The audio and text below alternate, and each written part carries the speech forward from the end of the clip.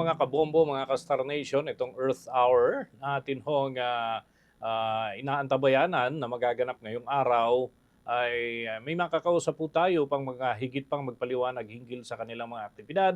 Kapiling ho natin sa ating linya ng komunikasyon si Binibining Mariel Bordado, ang head ng communications ng World Wildlife Fund of Philippines at siya ho yung magbibigay ng paliwanag ukol sa mga kaganapan na atin pong maaring salihan ngayong araw na ito.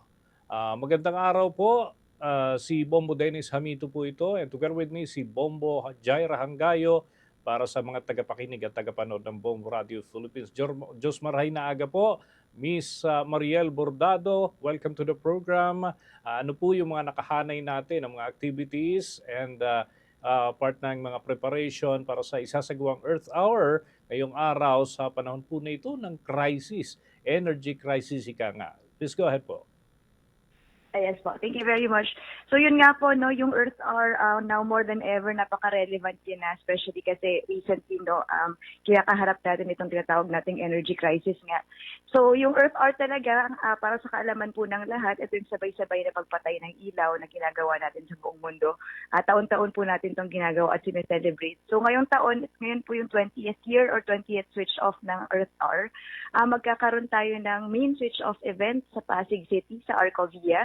At meron din tayong youth fair na magaganap po doon. Pero more than that, gusto lang po nating i-highlight na itong Earth Hour na ito ay nagkataon na very timely ngayon dito sa crisis na kinakaharap natin. Kung dati ay parang symbolic switch off lang siya kasi yung pag-switch off po natin ng isang oras ng mga ilaw natin ay symbolism ng ating solidarity node, the rest of the world, bringing light to the issue of climate change at agpapakalaga sa kalikasan.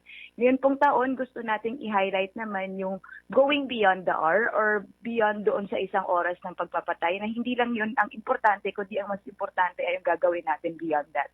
Mas madali lang sabihin yan ngayon kasi hindi na lang talaga siya symbolic. Kailangan talaga natin magtipid given itong kinakaharap po natin ngayon. So yung pagpaprepare namin ngayon, maliban sa pakikipag-coordinate po sa iba-ibang sangay ng gobyerno at sa iba-iba naming mga partners, inaanyayahan po namin yung mga tao o yung mga tao makakadalo. Alas 4 po magsisimula, open na po siya, pero yung program po natin sa gabi siya. At pag 8:30, sabay-sabay tayo mag-switch off ng ilaw for 1 hour. Meron po tayong mga makakasamang mga artists din doon na magpa-perform katulad ng Lola Amor, The Red Leaves at Clara Benin para i-entertain po yung ating mga attendees. Okay, si Bombo Jaira, ang akin pong katandem ngayon ay may katanungan din para po sa inyo. Mayroon po ba kayong target na amount ng energy na nais po na matipid ngayong Earth Hour 2026? So far po, hindi tayo nag-set naman ng target talaga na specific for this year. Kasi record din naman in the previous years, medyo nagba-vary po yung results natin sa load drop. So yung load drop po, tinutulungan tayo ng ating partner ng Department of Energy to record kung ano yung naging load drop for the event. Nagba-vary siya kasi paiba-iba din po yung context natin. So for example, meron ding time na pandemic, so nasa bahay din lang po yung mga tao. Pero ngayong taon, nakita natin from the results last year na merong increase ulit. So we hope na this time around, dahil nga mas relevant siya sa kinakaharap natin, medyo mataas pa rin po yung road drop natin. So fingers crossed na maging successful po ang ating campaign sa ating sa Philippines. Okay. So far, Thank you so much po, Bombo Dennis. Okay, siguro finally, paanyaya na lang po para dun sa mga kababayan natin na makapag-participate dito sa kaganapan na ito at mga tagapakinig at tagapanood ng Bombo Radio Philippines. Please go ahead po, Binibining Bordado. so ini-invite po namin ang lahat ng mga Pilipino wherever you are. Ang tema po ng ating Earth Hour this year ay Switch on Habits for Earth. So celebrating yung ating 20th year na ng Earth Hour. So 2 dekada na po yun. Lagi namin sinasabi, kung tao yung Earth Hour ay college student na siguro siya. So gusto nating i-take itong opportunity ito, lalo-lalo na para sa ating mga youth or ating mga youth audiences na makilahok sa Earth Hour.